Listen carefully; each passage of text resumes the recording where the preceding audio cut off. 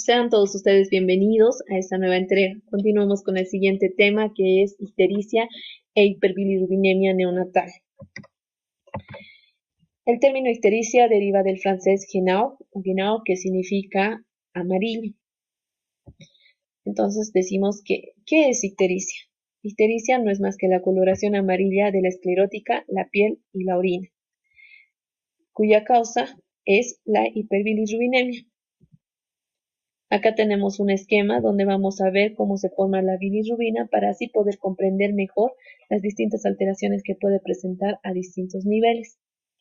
Como podemos ver, la mayor parte de la bilirrubina deriva de la hemoglobina liberada por la destrucción del eritrocito, o sea, es secundario al catabolismo de los eritrocitos, lo cual va a corresponder al aporte del factor en un 75%. El restante 25% se verá o es secundaria a una hematopoiesis inefectiva. El factor E, por la acción de la enzima hemooxigenasa, se va a transformar en biliverdina, produciéndose además junto a ella monóxido de carbono que se elimina por los pulmones y hierro libre, que puede ser reutilizado en la síntesis de hemoglobina. La biliverdina posteriormente se va a convertir en bilirrubina, por acción posterior de la bilirrubina reductasa o NADPH. Esta bilirrubina se denomina indirecta o no conjugada y es un anión liposoluble y tóxico en su estado libre.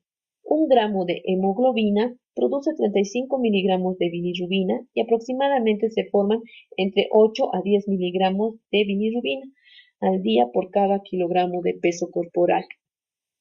Esta bilirrubina indirecta posteriormente se va a unir a la albúmina, misma que capta dos moléculas de bilirrubina indirecta.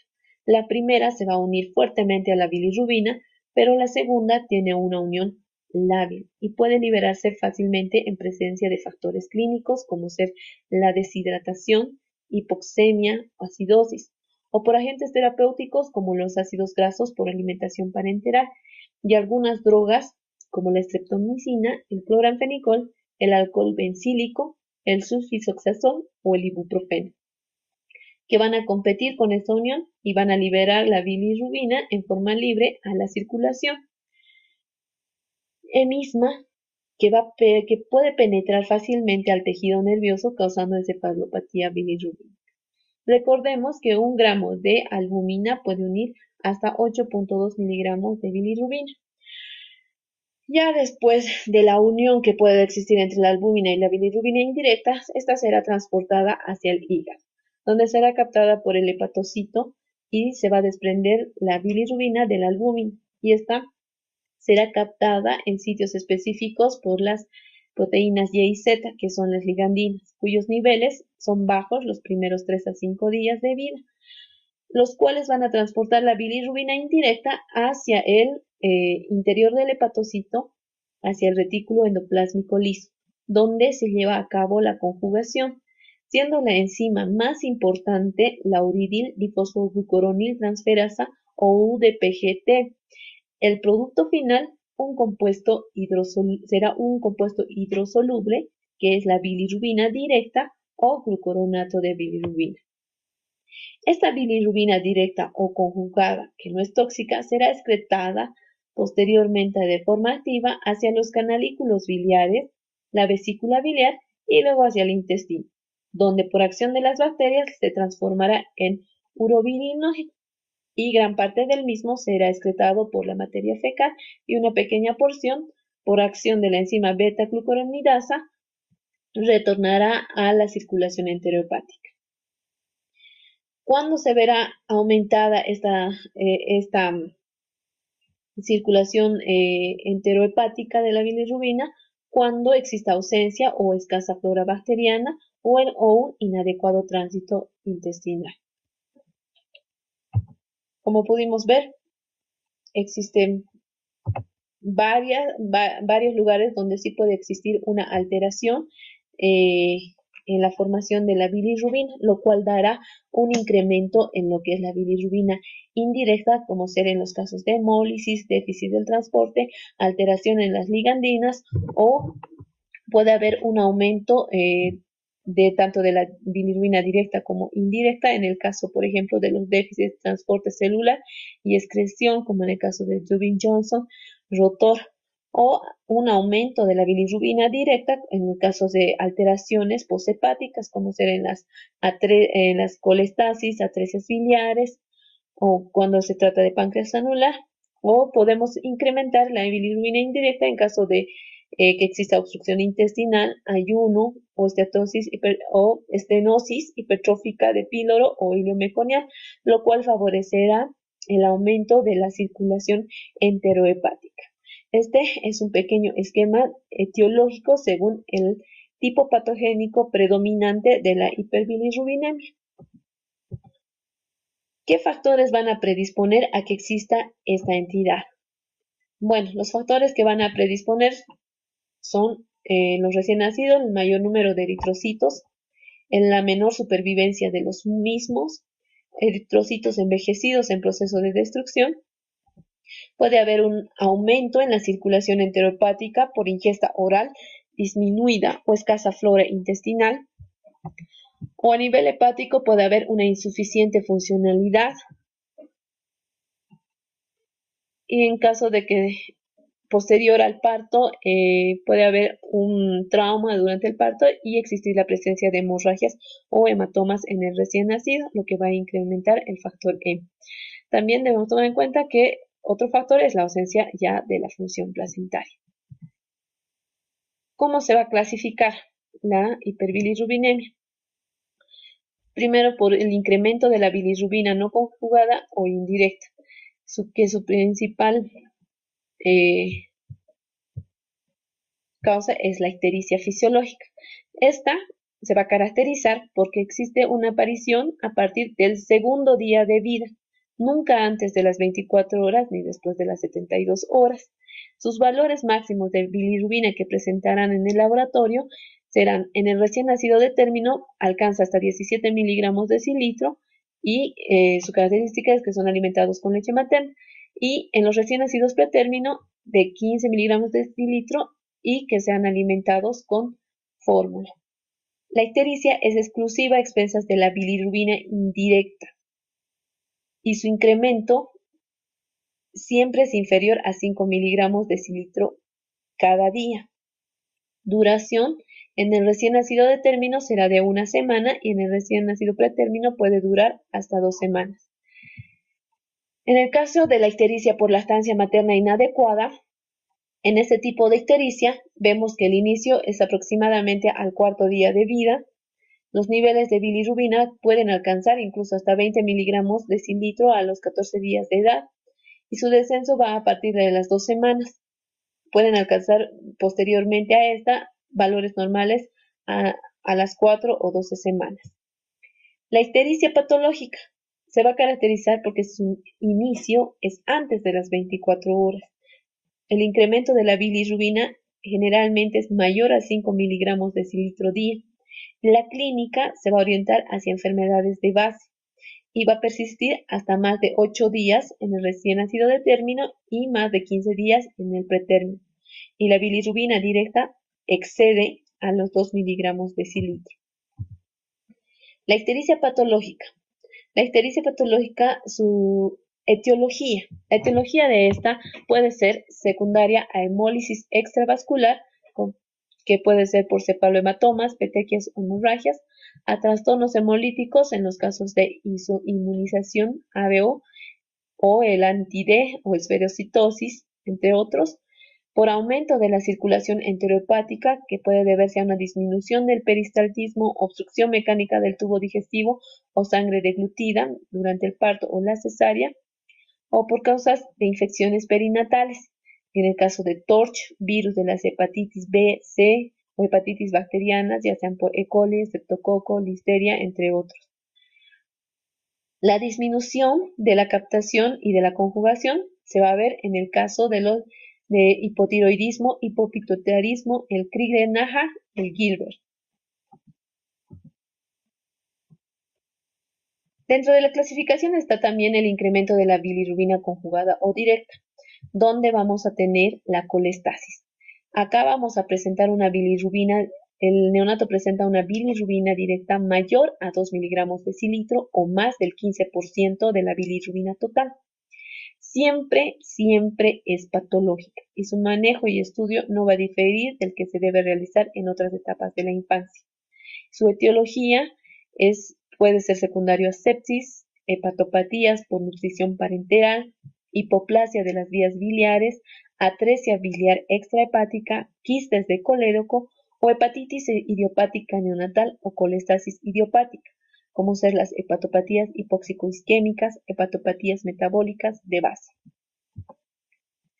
Acá tenemos los tipos clínicos de ictericia neonatal según el momento de aparición, los más frecuentes y los poco frecuentes.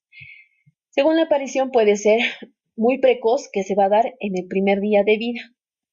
Frecuentemente lo primero que pensamos es una hemólisis por incompatibilidad grupal. Lo menos frecuente es una infección intrauterina. Cuando es precoz, va desde el segundo al séptimo día. Lo más frecuente a pensar es que sea una ictericia fisiológica, cursos anormales, hemolítica, infecciosa o idiopática.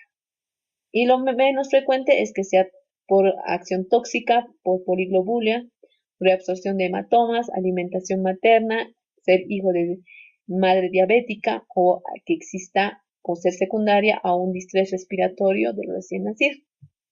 Y tardía, cuando es mayor al octavo día. Cuando se presenta de forma tardía, lo primero que pensamos es una atresia de vías biliares o en un síndrome de hepatitis neonatal. Lo menos frecuente pensar es en causas obstructivas o pseudoobstructivas, hepatopatías connatales o endocrinometabólicas o tóxicas, entre otras. Y cuando la hiperbilirrubinemia es persistente, pensamos en una hepatitis neonatal, no se puede descartar la atresia de vías biliares o las causas infecciosas. Y menos frecuentemente pensar que es secundaria a una nutrición parenteral, a galactosemia, alteraciones endocrinológicas o hipotiroidismo o estenosis hipertrófica del pie. La clínica que va a presentar nuestro paciente.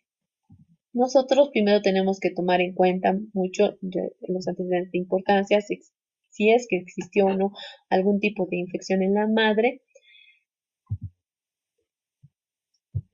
Y también tomar en cuenta lo que es el inicio precoz de la ictericia, la mala técnica de la alimentación, tenemos que observar la lactancia materna, si es adecuado el agarre, el bajo ingreso calórico y de líquidos, que también puede ser secundario con una mala técnica de lactancia, el bajo peso de nacimiento, si ha existido o no asfixia perinatal, si hay retraso para evacuar el meconio, preguntar siempre a la madre en el primer día si ha presentado la deposición, o si es que también dentro de los antecedentes de importancia se ha visto que una alta hospitalaria precoz también puede llevar a este trastorno, ya que no ha recibido más que todo en las madres primerizas una orientación adecuada sobre la lactancia materna y el tipo de alimentación que tiene el bebé en el caso de uso de fórmulas. La clínica. La clínica del bebé, lo que podemos observar nosotros al examen físico es la coloración amarilla de la piel, donde nosotros nos vamos a guiar prácticamente por los niveles, acá, por el nivel de ictericia que presenta el recién nacido. La ictericia neonatal debemos recordar que progresa en sentido cefalocaudal y se puede estimar en forma aproximada y práctica, aunque no siempre exacta, los niveles séricos de bilirrubina según las zonas corporales comprometidas, siguiendo la escala de Kramer. Acá, por ejemplo, en la zona 1, nosotros asumimos, va desde la cabeza hasta el cuello, donde se presume que existe una hiperbilirrubinemia entre 4 a 7 miligramos decilitro. La zona 2 de Kramer abarca desde el cuello hasta el ombligo y pensamos en una hiperbilirrubinemia entre 5 a 8.5 miligramos decilitro. La zona 3 de Kramer, acá, que va del ombligo hasta las rodillas, se presume de que existe una hiperbilirrubinemia entre 6 a 11.5 miligramos decilitro. La zona 4 va de las rodillas hasta los tobillos. Se presume que existe una hiperbilirrubinemia de 9 hasta 17 miligramos decilitro. Y la zona Kramer 5, que abarca las extremidades en sus porciones distales, manos, pies, y pensamos siempre de que existe una hiperbilirrubinemia mayor a 15 miligramos decilitro. También debemos ver si es que, además de la coloración de la piel, existen alteraciones del estado de hidratación y peso del paciente. Si es que existen cefalohematomas o equimosis extensas.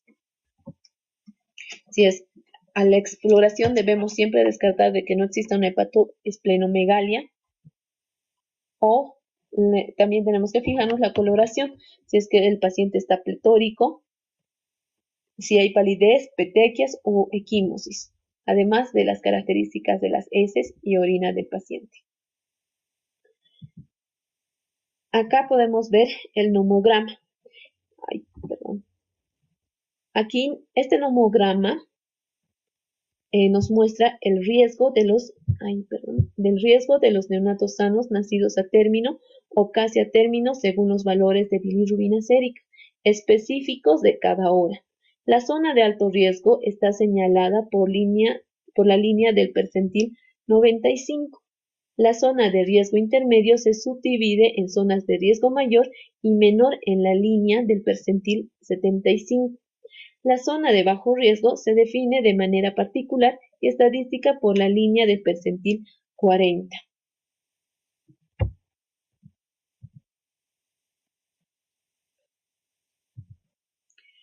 La complicación que pueden presentar.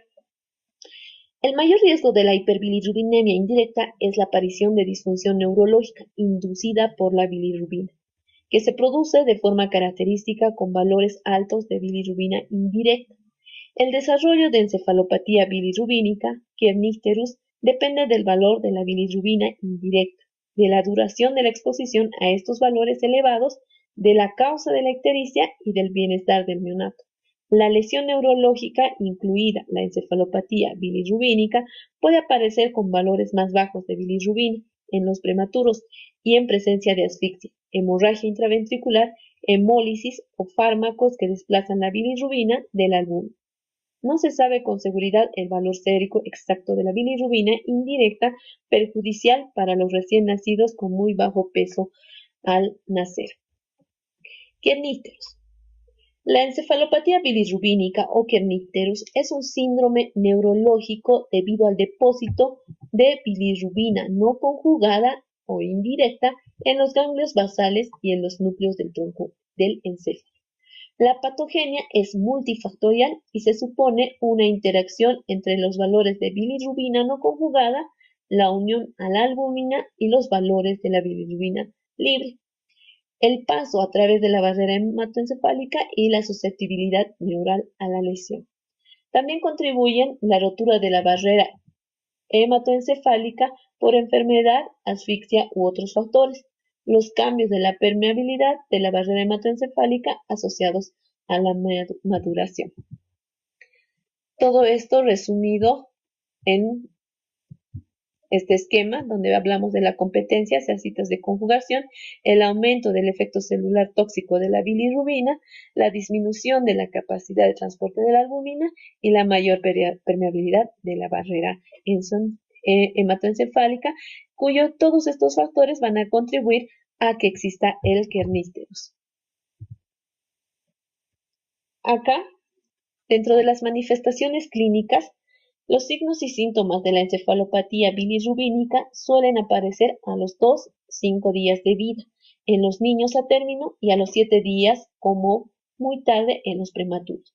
Pero la hiperbilirrubinemia puede causar encefalopatía en cualquier momento del periodo neonatal. Las manifestaciones iniciales pueden ser sutiles y confundirse con las de sepsis, asfixia, hipoglucemia, hemorragia intracraneal y otras enfermedades sistémicas agudas del neonato. Los niños suelen manifestar al principio letargo, rechazo al alimento y pérdida del reflejo de Moro. Después, el neonato puede dar impresión de gravedad y abatimiento, con disminución de los reflejos tendinosos y dificultad respiratoria. Esto puede ir seguido de opistótonos, abombamiento de las fontanelas, contracturas faciales y de las extremidades y llanto agudo. En estados avanzados, presentan espasmos y convulsiones y adoptan una postura con los brazos extendidos y rígidos, en rotación interna y con los puños cerrados. En esta fase tardía no suele haber rigidez. Bueno, acá podemos ver las características clínicas de la encefalopatía hiperbilirrubínica o quernísteros, donde vamos a encontrar una forma aguda y una forma crónica. En la forma aguda existen tres fases. En la primera, que va desde las 24 a 48 horas, donde encontraremos un paciente con succión deficiente, estupor, hipotonía y convulsiones. En la fase 2, que se va a dar a mediados de la primera semana, que será entre el tercer y cuarto día, donde encontraremos hipertonía de los músculos extensores. Existirá opistótonos, retrocolis, además de fiebre. Y en la fase 3, que será después de la primera semana, encontraremos un recién nacido hipertónico. La forma crónica de la hiperbilirrubinemia. Durante el primer año existirá hipotonía, reflejos tendinosos profundos exaltados, por lo cual es muy importante hacer la valoración neurológica en todos los recién nacidos.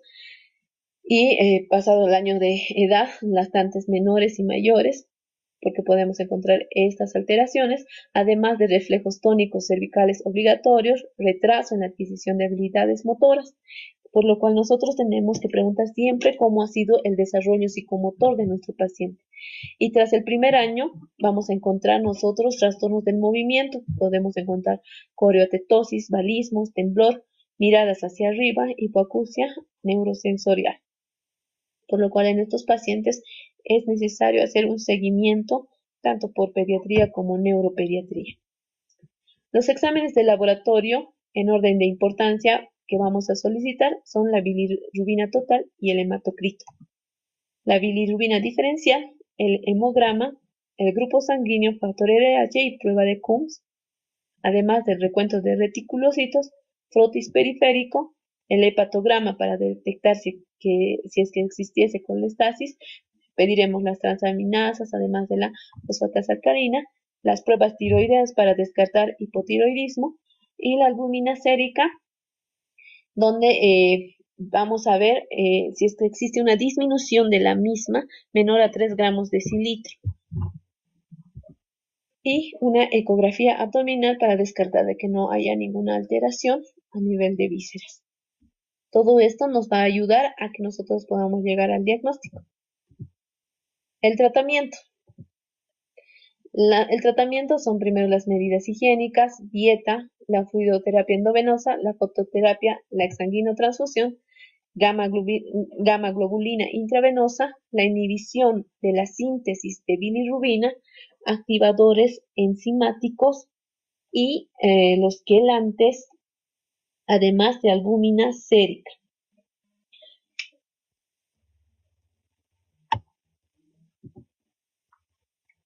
Además, en Kernicterus vamos a adoptar otras medidas. Estas serán encaminadas principalmente a tratar algunas de las manifestaciones clínicas que van a aparecer en el transcurso de la ictericia nuclear genuina, como ser las convulsiones, apneas, vómitos, etc.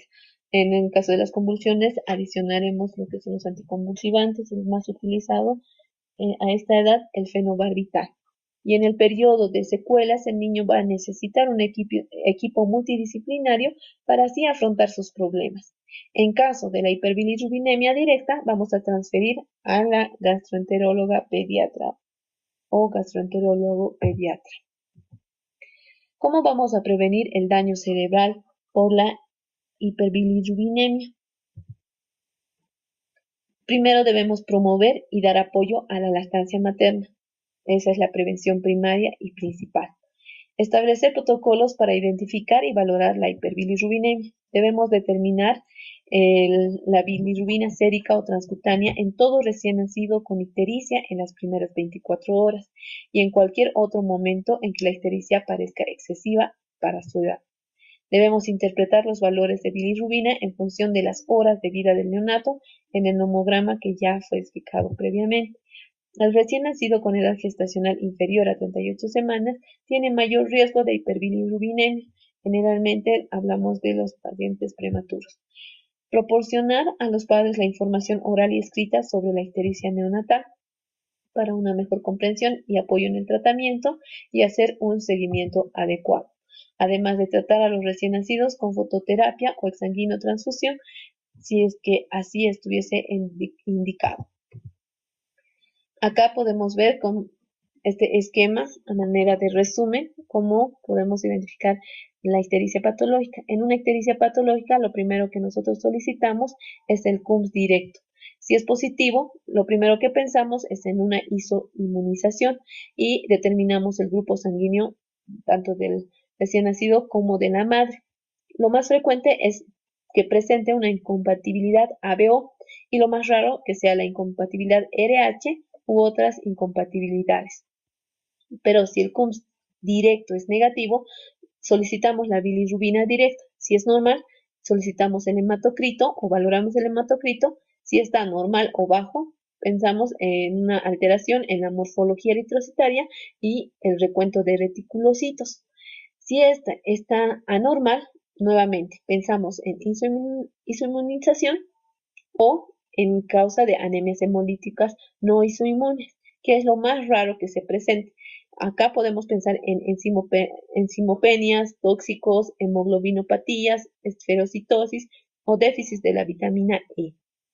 Si la morfología eritrocitaria y el recuento de reticulocitos fuera normal, pensamos en que existe una colección hemática, éstasis intestinal, lactancia materna, hijo de madre diabética o toxémica, idiopática, asfixia perinatal o distrés respiratorio.